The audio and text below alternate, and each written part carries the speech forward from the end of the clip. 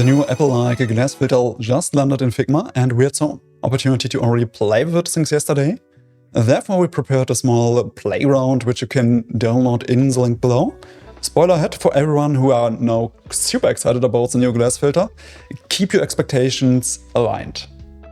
The glass filter is cool, looks cool, and I know we all love to play with new toys.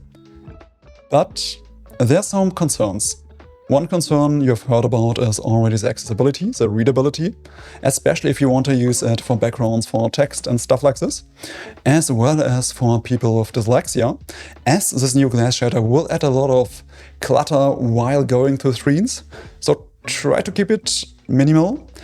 And here comes the saddest part. If you are an Android developer, web developer, you should be careful with this one, as it is really hard to implement and in some cases not really possible. Let's jump in and check out the new filter. Let's start with the basics. Before we can start with our filter, let's create a frame.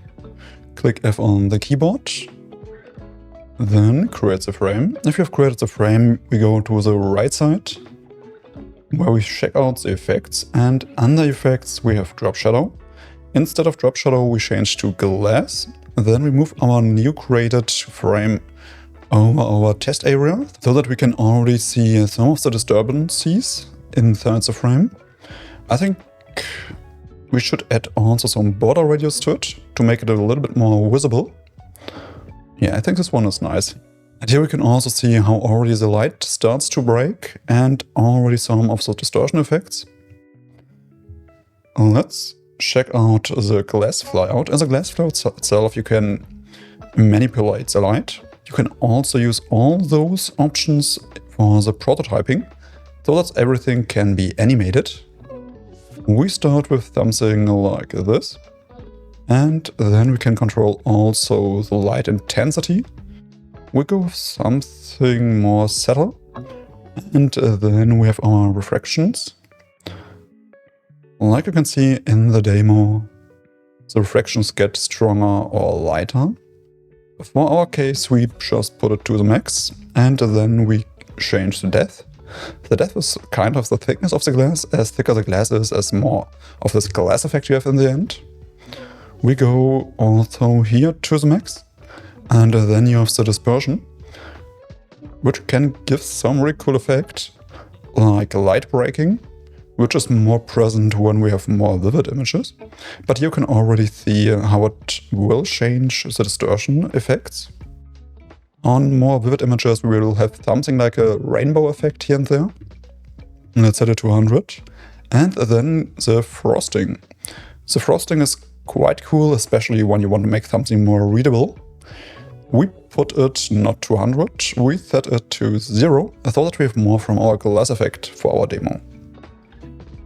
And then when we start to moving it around, we see already how the glass effect changes everything beyond it, which looks pretty cool.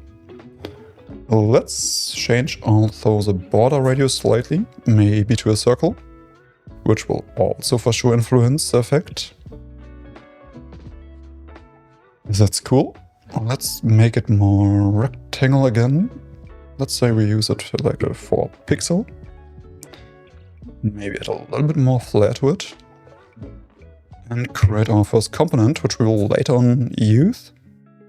Move the component to the side. Copy the component. One thing you will recognize with this new filter is you cannot stack it. Which means as far as you move over another glass area, it will just ignore it, which is totally fine. It gives us the opportunity to play a little bit with the effects. We can, for example, stack our frames. Let's create an outer frame out of this one, and then duplicate the same frame inside the frame. Let's move it inside. This. Position at the center. And then let's change the effect.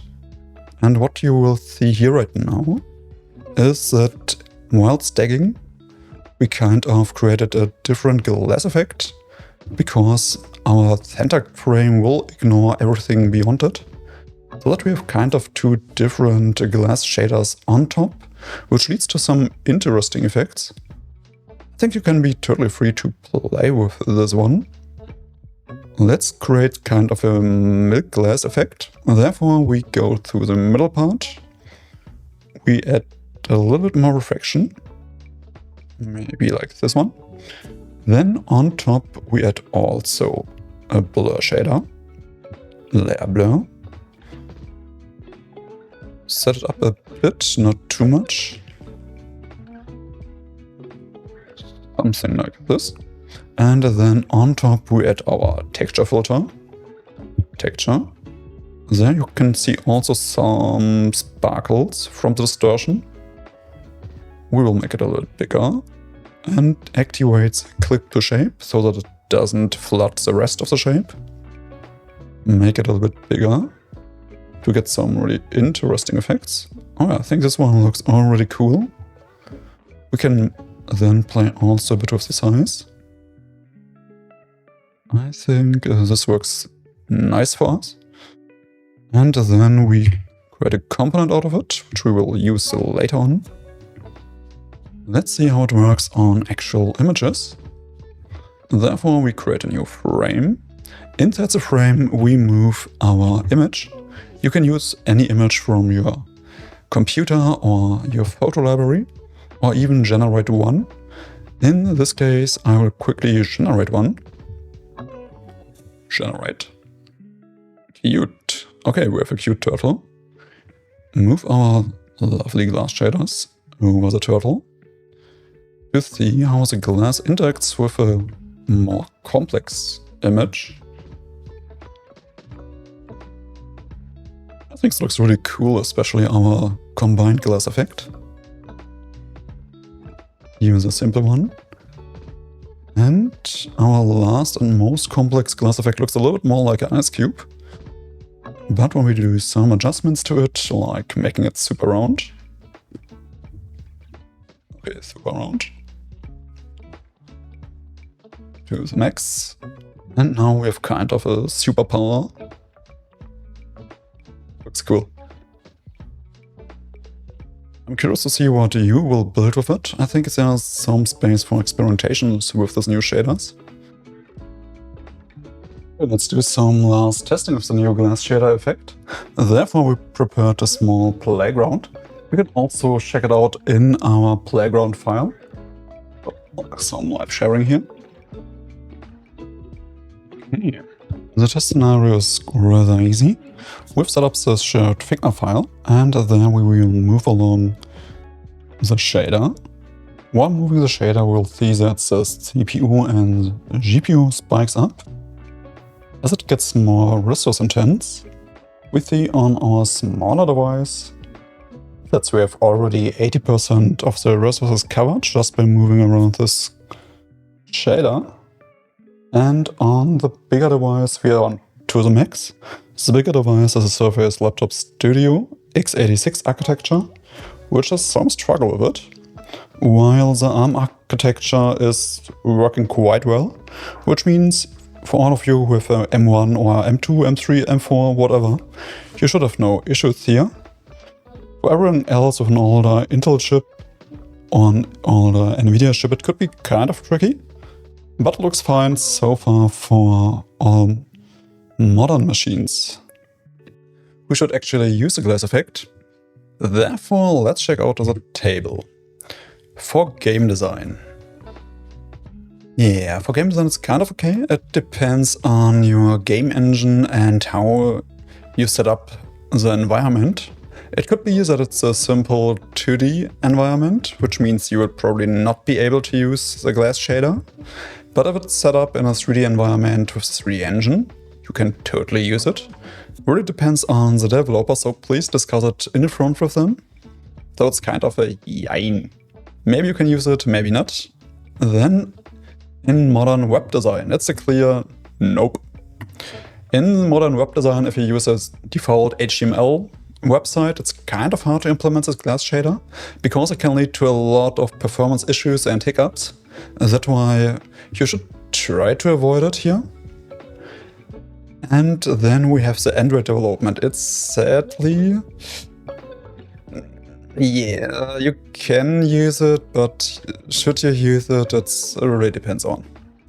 Then we have the Apple ecosystem. For sure, everything what you do for the Apple ecosystem, use it as it is part of the design language, but check out the latest design documents, as Apple is changing the design glass documentation quite regularly right now, which means in every new release we see that they soften the glass effect to a point where it's more like a blurry background instead of a glass shader. And then we have for sure the artists. For artists and designers and creators, use it, play with it. I'm curious to see what you come up with. Okay, that's all. So, which means you could maybe use it in game design, you shouldn't use it in web development, but for everything else like Android, Apple, and as well as artistic reasons, you can totally use it. And I may make a small correction here. Also for Android, it's kind of it depends on. It really depends on the framework your developer uses. If it's a native framework which supports some shaders, it could be possible that the glass effect works, but it doesn't need to be the case. That's why discuss it with your developers and see what you can do. That's everything for today. I hope you enjoyed the small tutorial for the Figma glass shader, and I'm eager to see what you're doing with it. And if you are testing the performance on your device, please put in your results and your experience so far in the comments below. Besides this, I'm happy for any like or comment. Feel free to share your insights and see you on the next one. Bye.